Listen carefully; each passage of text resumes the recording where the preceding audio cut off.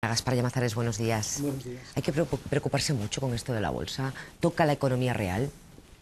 Bueno, en primer lugar demuestra que la economía tiene un grado muy importante de especulación y en ese sentido sería importante avanzar en mayor transparencia de los mercados financieros y también en el control de la especulación financiera internacional. Yo vuelvo a plantear la tasa Tobin, que me parece importantísimo, si no estaremos condenados de vez en cuando a sufrir este tipo de pinchazos de la economía especulativa que tiene muy poco que ver con la economía real. Explíquelo de la tasa Tobin, por favor. Es una tasa que se introduciría para evitar este tipo de especulación financiera sobre los movimientos especulativos que se dan a nivel internacional, porque el problema que tenemos es que por un lado va la economía real, la economía productiva, y por otro lado va esta economía de papel que cada vez tiene menos que ver con la real. Vamos a intentar tomar medidas para que converjan ambas, por una parte mediante la transparencia y por otra parte mediante algún tipo de impuesto que permita regularizar la economía internacional, que si no cada determinado número de años, bueno, la crisis asiática, es que venimos en una crisis cíclica, me parece que van para 5 ya en los últimos años, y además que luego tienen repercusiones graves sobre la economía productiva, es decir, primero creamos una economía ficticia y luego esa economía ficticia, cuando se pincha el globo, a quien golpea es a la economía productiva y al empleo. ¿Y qué hacer en esa tesitura? En este momento en el que está la economía, que empieza a verse una desaceleración, en eso parece que hay acuerdo, ¿no? Luego se puede poner los matices o los adjetivos que se le quiera. Hay que intervenir, hay que hacer algo, hay que esperar a que evolucione. En primer lugar, mirar a los ojos a la economía, no volver la cara, que es lo que a veces yo veo en la actitud del gobierno. No me parece que la actitud más positiva sea la catastrófica, pero tampoco me parece que sea positivo mirar hacia otro lado. Mirar, por tanto, a la economía que está cambiando de ciclo y que probablemente este cambio de ciclo es más brusco de lo que pensábamos. En segundo lugar, desde una perspectiva de izquierdas, proteger a los afectados, proteger al desempleo, proteger también a aquellos que tienen que, de alguna manera, reinsertarse en nuevos empleos de otras características. Mejorar, por tanto, el sistema social, el sistema de protección social. Y eso no se hace con rebajas fiscales que ponen en cuestión el Estado social en nuestro país. Porque estas rebajas sociales las vamos a pagar, estas rebajas fiscales, y las vamos a pagar en relación al debilitamiento del Estado social. Y en tercer lugar, tomar medidas para acelerar el cambio de modelo. Tenemos un modelo que no hay que seguir alimentando, no hay que seguir alimentando el consumo interno, no hay que seguir alimentando la construcción, lo que hay que hacer es equilibrar el modelo. Nuestro modelo gravita en especial sobre la construcción y sobre el consumo interno. Equilibremos el modelo y por tanto hagamos de nuestro modelo un modelo más justo, un modelo más equilibrado con sector industrial, con sector productivo y un modelo más sostenible. Es decir, cambiemos la política energética, cambiemos la política de infraestructuras. Aprovechemos esta oportunidad para cambiar el modelo invirtiendo más en formación profesional, promoviendo también una mejora de I+D. Y para eso necesitamos iniciativa pública. Es decir, para eso no necesitamos un Estado más débil, para eso necesitamos un Estado con capacidad de dirección política en materia económica. Yo creo que los Estados cada vez se marginan más de la dirección política de la materia económica y por otra parte también con capacidad de iniciativa pública, y eso significa presupuesto público. Desde luego, vendiendo las joyas de la abuela, que es lo que estamos haciendo ahora en precampaña electoral, vendiendo prácticamente todo, poniendo en la almoneda el sistema público fiscal, lo que nos va a ocurrir es que finalmente cuando se trate de proteger a los ciudadanos o cuando se trate de cambiar el modelo, diremos que no tenemos medios y llamaremos a la responsabilidad de los ciudadanos, pero previamente ya les habremos dicho que en este país se pueden hacer cosas sin ingresos, ¿no? Se puede hacer más en gasto social sin ingresos, que yo creo que es la perversión de esta campaña electoral, que es una campaña publicitaria mala. Una campaña publicitaria mala porque dice todo lo que quiere oír el consumidor, todo lo que quiere oír el tratado como consumidor, no como ciudadano, y no le dice a cambio de qué. Por lo que veo no le gustó nada el anuncio de Zapatero de ayer de devolver 400 euros a todos los declarantes del IRPF. ¿Por qué? A mí no me gustó el anuncio del Partido Popular en primer lugar, que me parece que es un guateque, lo dije, donde quien se beneficia del guateque son los ricos y la resaca la pagamos todos. Dice el anuncio de los 16.000 millones de euros. No, van a ser más, es decir, es aproximadamente el gasto de un ministerio, lo que propone el Partido Popular. Me tendrán que decir qué ministerio piensan cerrar. Disminuyendo esos ingresos tienen que cerrar un ministerio o reducir radicalmente el gasto social en este país. Yo creo que es una propuesta, como decía antes, que beneficia a los ricos, beneficia a las rentas más altas y que la pagamos todo. En primer lugar, la pagamos porque seguiremos pagando los asalariados una buena parte, el 80% del IRPF, que es lo que estamos pagando en estos momentos, y porque disminuirá el gasto social y tendrá repercusiones en sanidad, en educación, en servicios sociales. ¿Qué hace el Partido Socialista? Pues entra en esta lógica, la lógica de la venta del Estado, en mi opinión, la lógica de la rebaja fiscal, y lo único que hace es democratizar la rebaja fiscal. Es decir, todos recibirán 400 euros, por lo tanto, guateque para todos. Pero es que la resaca del guateque la vamos a pagar los asalariados y la gran mayoría de los ciudadanos, porque este guateque para todos, además de los 8.000 millones que ya rebajó el Partido Socialista con su contrarreforma fiscal en la que no estuvimos de acuerdo, ahora son 5.000 más, 5.000 millones más. Bueno, pues con esos 13.000 millones de euros probablemente no sea posible seguir mejorando nuestro sistema social. Y nosotros todavía estamos muy alejados de la media comunitaria en gasto social. Fíjense, estamos en la media comunitaria de renta, en el 100% de la renta comunitaria, ha sido un gran avance que se ha producido en estos últimos años, pero estamos en el 60% del gasto social de la Unión Europea. Lo cual quiere decir que tenemos un grave problema de mejorar y hacer más progresivo nuestro sistema fiscal, que quien más tiene más pague, y un grave problema también de gasto social para mejorar la educación, para mejorar la sanidad, para mejorar también los servicios sociales. Porque hay que decirles a los ciudadanos que en estos momentos la infradotación de la educación, de la sanidad y las políticas de privatización están situando en una posición muy difícil las principales conquistas en materia de bienestar social en nuestro país, la educación pública y la sanidad pública. Con ese punto de vista, Gaspar Llamazares, me imagino que asiste un poco estupefacto, ¿no?, el carrusel de ofertas que estamos viendo en esta campaña electoral. Sí, me parece una campaña electoral muy poco rigurosa, una campaña electoral en la que cada vez más parecemos malas campañas de marketing. Vamos de la publicidad engañosa, y publicidad engañosa es decir a la gente que le rebajan los impuestos y no decir qué recortas del gasto, y por otra parte terminamos casi con los cheques regalo, que también se hacen en campaña publicitaria, ¿no? Los cheques regalo a las familias, los cheques regalo ahora. Resulta que después de las elecciones sí finalmente salgo yo mayoritariamente. Creo que no es aceptable este tipo de campañas electorales y significa un menosprecio a la inteligencia de los ciudadanos. ¿Qué va a pasar con IU en estas elecciones? Porque los sondeos son tan variopintos que algunos dicen suben uno, otros dicen se queda sin grupo parlamentario. Es decir, no, siempre lo del grupo parlamentario son bien variados, ¿no? Eso ya me suena. Creo que en las últimas elecciones municipales el último debate y la última encuesta decían que Izquierda Unida perdía el grupo parlamentario en la Comunidad de Madrid. Subimos en la Comunidad de Madrid, subimos en el municipio, subimos en la Cámara. En los que se han publicado para estas están todas las posibilidades. Nosotros, todas las posibilidades no. Yo creo que en estas elecciones, por la actitud que hemos mantenido durante la legislatura y también por las propuestas que hacemos para la próxima legislatura, nosotros vamos a subir. Es decir, durante la legislatura hemos sido la organización más firme frente a la desestabilización de la derecha y también la organización más constructiva dentro de la izquierda. Yo creo que eso tiene que tener una respuesta por parte de los ciudadanos, porque la ley de dependencia, porque la ley contra la violencia de género, porque la ley de atención a muchas materias tiene que ver con la influencia de Izquierda Unida. Y lo que proponemos para la próxima legislatura a los ciudadanos es, ustedes tienen dos opciones. Va a ganar el Partido Socialista, va a ganar la izquierda en este país con toda seguridad. El Partido Popular no merece eso lo tiene ganar. clarísimo, porque lo que parece que hay en los sondeos también es que está todo muy en tablas, Quien ¿no? ha hecho de la confrontación, de la división y de la crispación la oposición, no puede ser un gobierno de confrontación, de división y de crispación. Los ciudadanos creo que lo están diciendo en cada una de las encuestas. La disyuntiva no es la involución frente al continuismo del PSOE. La disyuntiva es si el PSOE va a negociar con Convergencia y Unió una política de estas características, de rebajas fiscales, de recortes sociales, una política poco ambiciosa desde la izquierda, o si va a negociar con Izquierda Unida y vamos a profundizar en las políticas de izquierda que han comenzado en esta legislatura. Esa es la disyuntiva que creo que se da en esta campaña electoral y que se está intentando ocultar con este juego, con este combate de boxeo amañado entre el Partido Popular y el Partido Socialista. Hoy presentan el lema de campaña que se llama la izquierda útil. ¿No le da miedo utilizar la palabra útil? Por aquello del voto útil que se le escapa a Izquierda Unida en dirección al PSOE. Porque hemos sido útiles, aunque es verdad que nuestro sistema electoral nos castiga especialmente. Yo diría a aquellos hipócritas que se lamenten de la influencia de los nacionalistas, que no se lamenten de la influencia de los nacionalistas y al mismo tiempo nieguen la posibilidad de reforma del sistema electoral. El sistema electoral en estos momentos hace que de nuestros diputados, más de 10 diputados vayan al PSOE y al Partido Popular.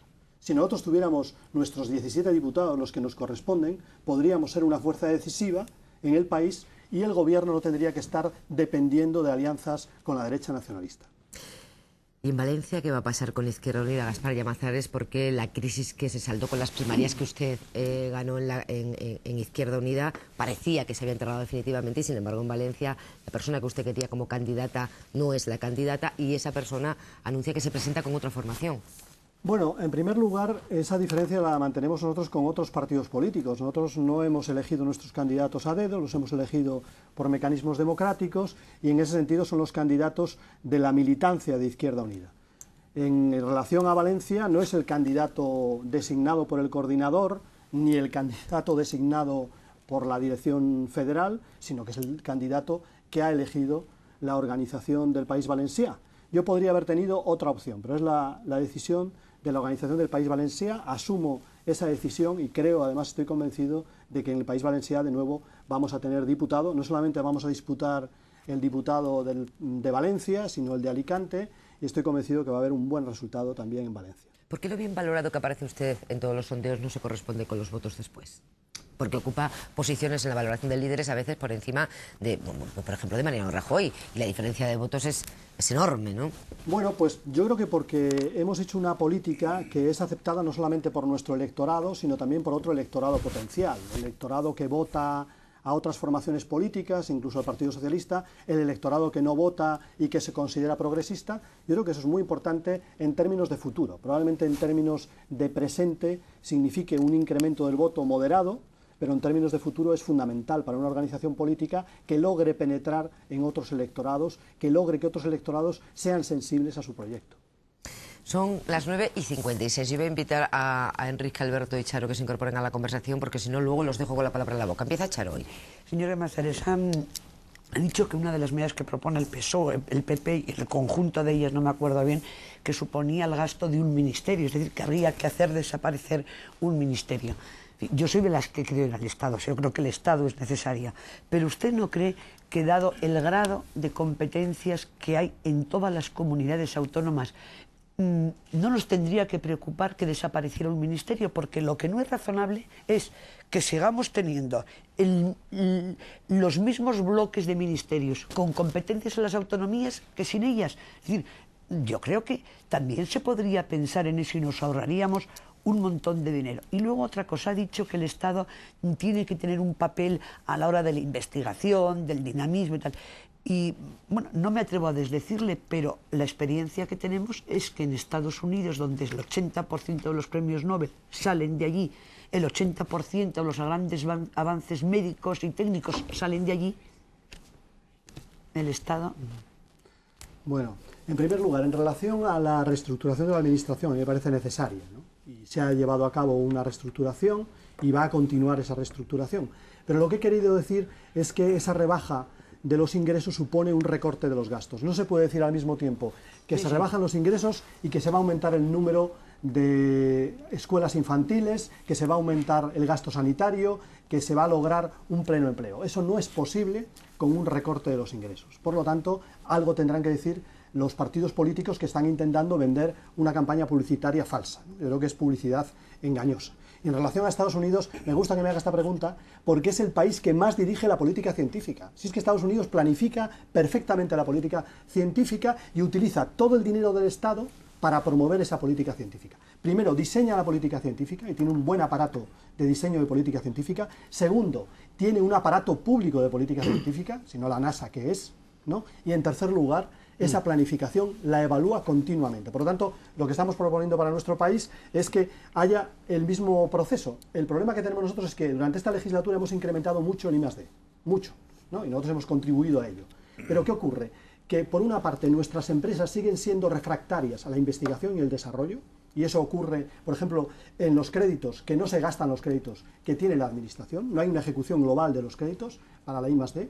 Y luego, segundo, que tenemos un sistema de ciencia y tecnología por ahora poco articulado. El sistema de ciencia y tecnología tiene que mejorarse en nuestro país. Por eso nosotros seguimos estando de acuerdo con que ahora hay que tomar iniciativas en materia científica.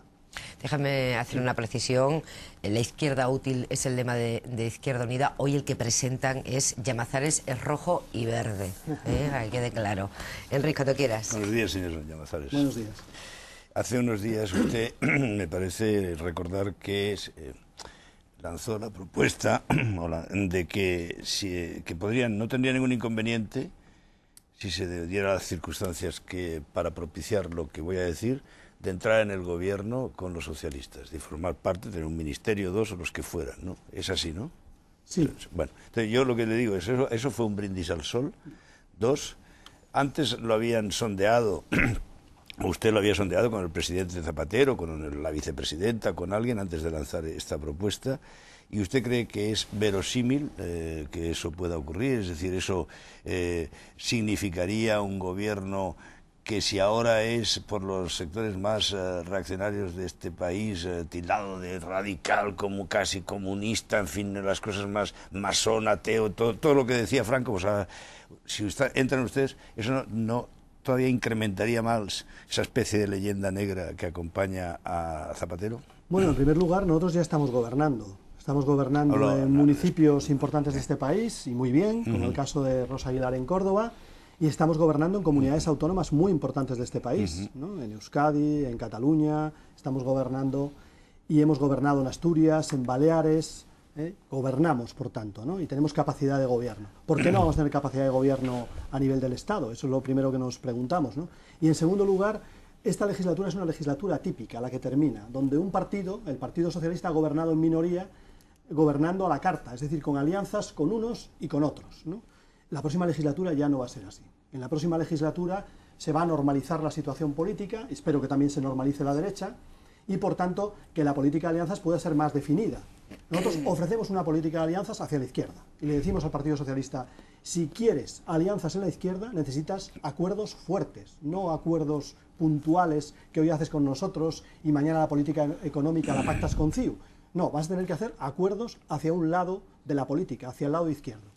Y eso significa que podamos ir en los acuerdos desde acuerdos, bueno, pues de legislatura, menos comprometidos, hasta acuerdos de gobierno, donde nosotros estamos incluso dispuestos a participar en el gobierno de acuerdo con un programa de izquierdas. Ese es el mensaje que le da Izquierda Unida a los ciudadanos, ¿no? Que hay una disyuntiva en primer lugar, que es gobernar con la derecha nacionalista o gobernar con Izquierda Unida. Nosotros proponemos gobernar con Izquierda Unida, y en segundo lugar que estamos dispuestos a un pacto, y a un pacto sólido, para que cambie la política del país hacia la izquierda, pero para que cambie toda, no la política económica con unos y la social con otros, la política económica con nosotros, la política social con nosotros y la política de libertades también con nosotros. Y en relación a la reacción de la derecha, bueno, pues yo le diría al Partido Socialista que las veces que ha dudado o que se ha replegado a la presión de la derecha, por una parte no ha cambiado, y por otra parte ha recibido la misma contestación en confrontación por parte de la derecha española, y me refiero en concreto al tema de la Iglesia Católica. El Partido Socialista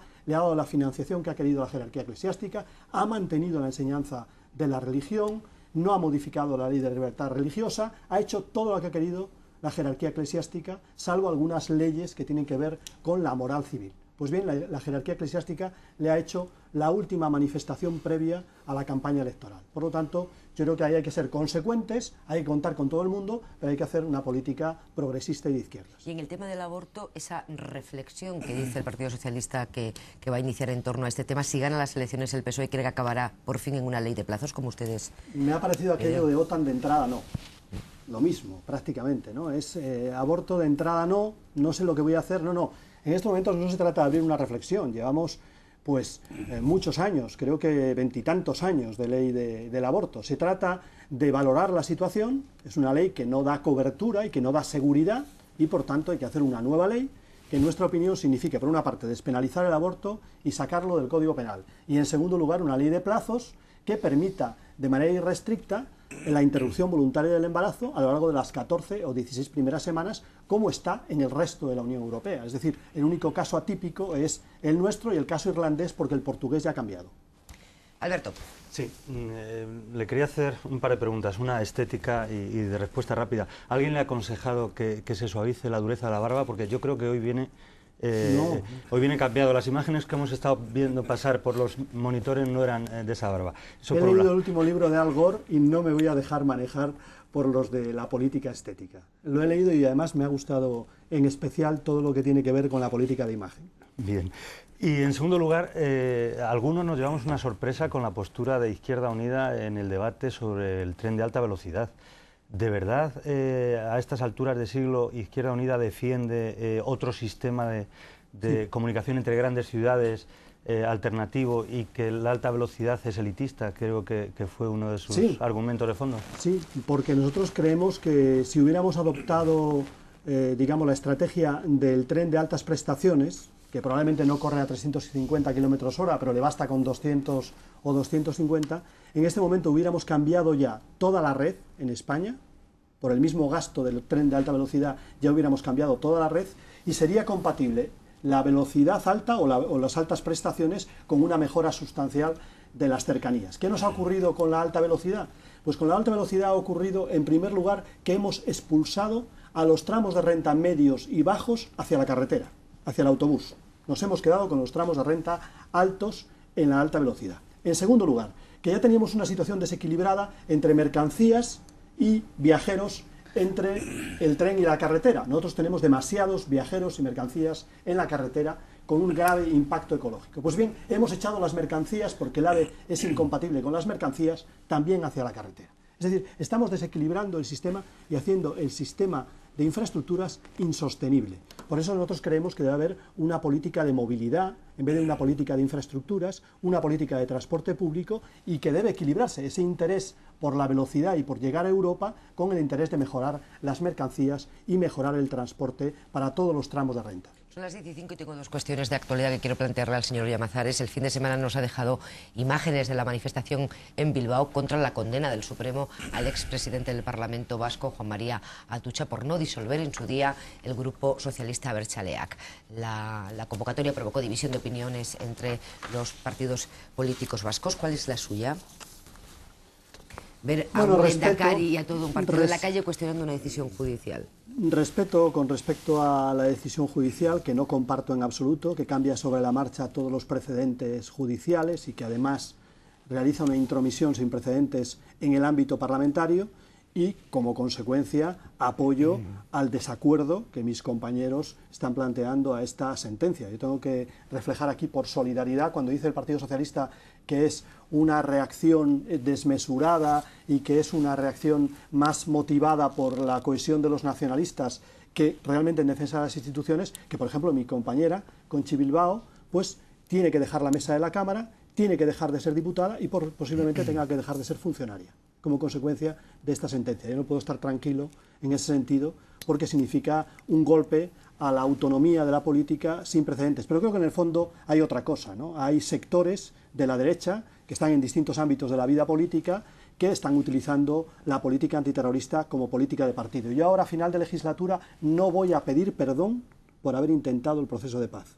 Ni creo que el Partido Socialista tenga que hacerlo. Es la segunda cuestión que quería preguntarle. Era obligado, sí. En mi opinión era obligado, había que hacerlo, lo hicieron otros gobiernos y quien ha hecho fracasar el proceso de paz no ha sido ni los demócratas ni el gobierno, sino que ha sido la organización terrorista ETA. En la conferencia política del PSOE del fin de semana se aprobaba una enmienda transaccional que firma Patxi López, el líder socialista vasco, en la que se dice que se buscará el acuerdo entre los partidos para la política antiterrorista y que tras la ruptura del alto el fuego por parte de ETA no hay expectativa de diálogo con ETA. Era usted también crítico, ¿no?, con esta forma de plantear. Es que tengo la impresión de que comenzamos todas las legislaturas con la expectativa de la tregua y de la paz y las terminamos con la expectativa más pesimista de la confrontación, de la confrontación y de la ilegalización política, ¿no? Yo creo que en estos momentos hay que decir que no hay expectativas. Hay que decir que no hay expectativas en relación a este tema. Pero más que decirles a los ciudadanos no, nunca, jamás, que no es verdad, no lo ha sido ninguna legislatura, y nos pondrán encima de la mesa